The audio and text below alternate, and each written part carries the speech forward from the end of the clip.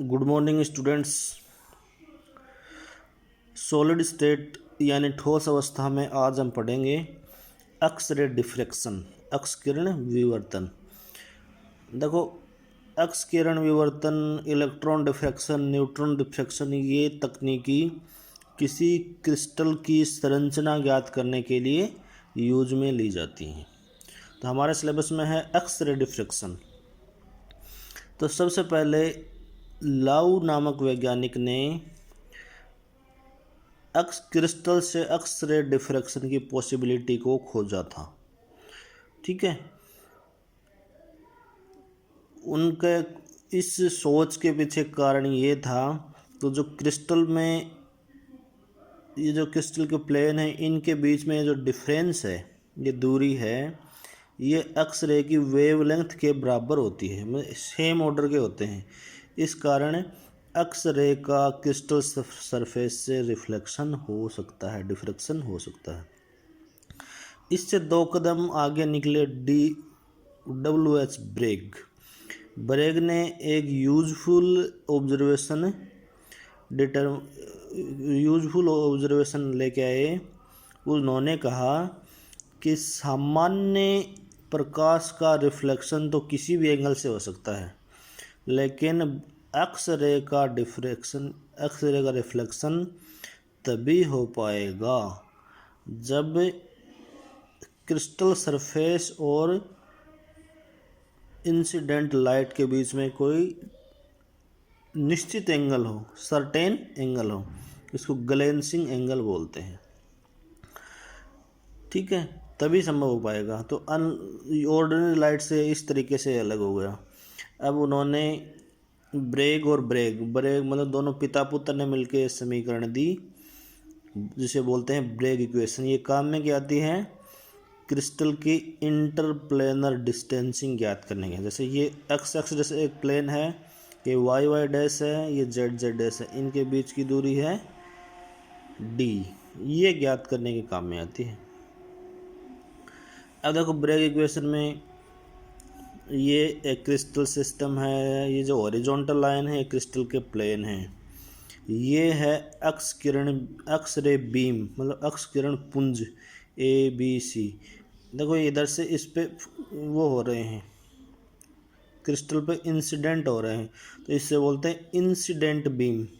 और यहाँ से इससे टकरा के बाहर निकल रहे हैं, तो इसको बोलते हैं रिफ्लेक्टेड बीम। अब देखो, पहले A है, तो वो तो क्रिस्टल के पहली लेयर से टकरा के रिफ्लेक्ट हो गई।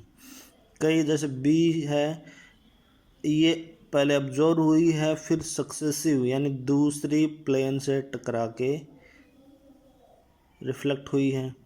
तीसरी देखो C, ये इन दोनों के द्वारा ऑब्जर्व होकर तीसरी लेयर से टकरा के फिर रिफ्लेक्ट हुई है। ठीक है, तो ABC है इंसिडेंट बीम और DEF है रिफ्लेक्टेड बीम। ये ग्लेंसिंग एंगल है थीटा। ठीक है, अब देखो, इन रिफ्लेक्टेड बीम का सेम फेज में होने के लिए, ठीक है, सेम फेज में होने के लिए जो इनके बीच में जो पथांतर है ना, ये पथांतर ही तो है इतने दूर। इसका पथ ये, इस मतलब दोनों के पथ का अंतर लेमडा के पूर्ण गुणज होना चाहिए। ठीक है, तो इसका पथांतर ये होगा जब इसको और इसको, इन दोनों को हम जोड़ दें, ये तो हमारा पथांतर ln प्लस nm, इन दोनों को जोड़ दें, तो जो इन दोनों का जोड़ अगर लेमडा का पूर्ण गुणज, मतलब अक्ष किरण की वेवलेंथ का पूर्ण गुणज हो, तभी ये सेम फेज में हो सकते हैं। ठीक है, तो देखो, ये तो इसका वो है कैसे एक्सपेरिमेंटल सेट किया। Bragg pointed out that unlike reflection of ordinary light, the reflection of X-ray can take place only at certain angle, which is determined by wavelength of X-ray and interplanar distance in crystal।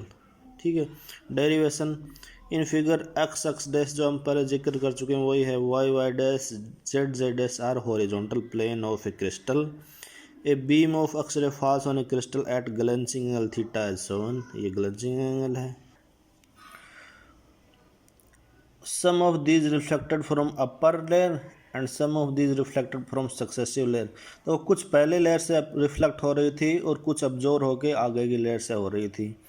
तो A B C and D E F incident are reflected beams, all the reflected beams will be in same phase.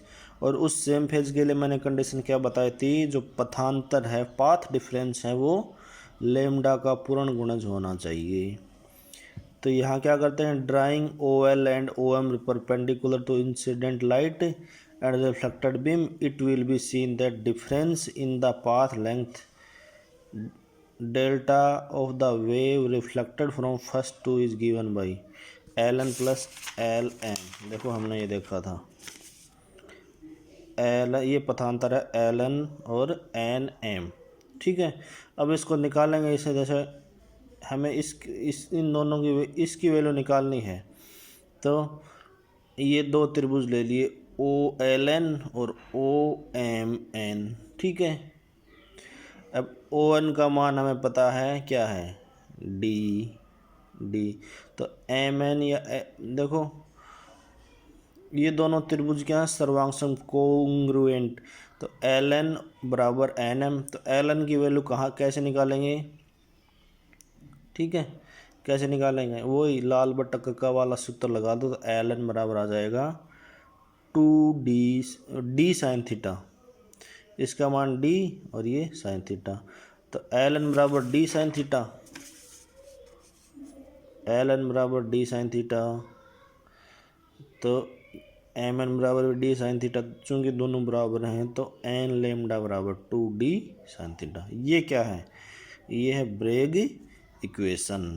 अब देखो इस equation में अगर हमें ग्लेंसिंग angle theta का मान पता हो, एन का मालूम मतलब कौन से ऑर्डर का डिफ्रैक्शन है, तो 1 2 3 ये होता है।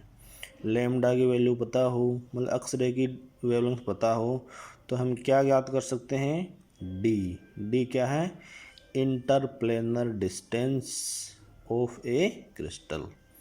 तो ये था ब्रेग इक्वेशन।